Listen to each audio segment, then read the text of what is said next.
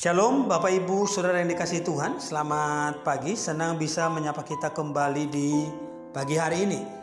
Bapak Ibu Saudara yang dikasihi Tuhan, kata batu penjuru adalah salah satu kata yang kurang dipahami oleh banyak orang Kristen hari ini. Karena dalam kehidupan sehari-hari, kata ini sudah tidak pernah kita gunakan lagi. Istilah lain dari batu penjuru adalah batu pengunci.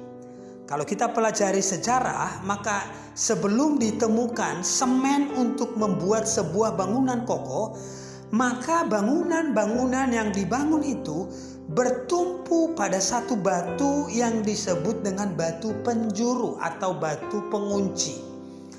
Ketika seseorang membangun rumah, tumpukan-tumpukan itu dikunci dengan sebuah batu yang disebut dengan batu penjuru atau batu pengunci.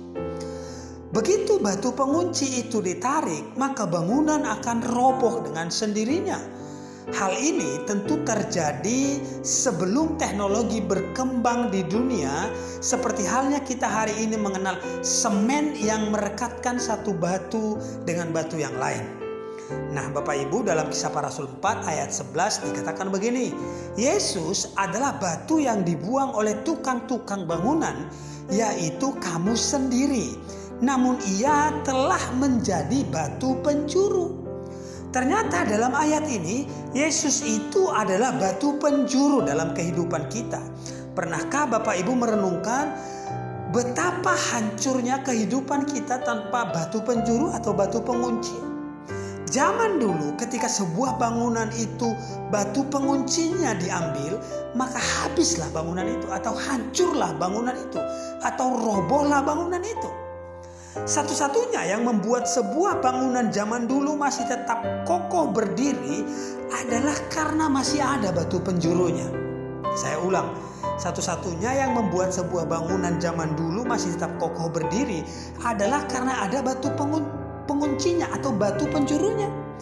Jadi kokohnya bangunan itu bergantung hanya pada satu hal, tidak ada yang lain, yaitu batu penjuru atau batu pengunci.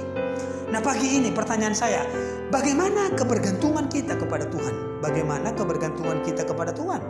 Sudahkah Yesus menjadi batu penjuru dalam kehidupan kita?